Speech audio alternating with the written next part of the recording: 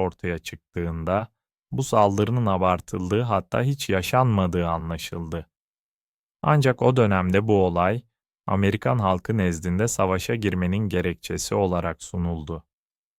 1965'te Başkan Johnson kara birliklerini Vietnam'a gönderdi. Aynı yıl Rolling Thunder operasyonu başlatıldı. Bu, Kuzey Vietnam'a karşı yürütülen yoğun bir hava bombardımanı kampanyasıydı.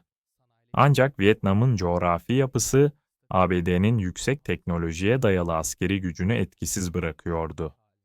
Ormanlarla kaplı dağlık bölgelerde Vietcong gerillaları, tüneller ve sivil halkın desteğiyle varlıklarını sürdürüyorlardı. ABD'nin savaşa doğrudan girişi hem Vietnam'da hem de Amerika'da yeni bir dönemi başlattı.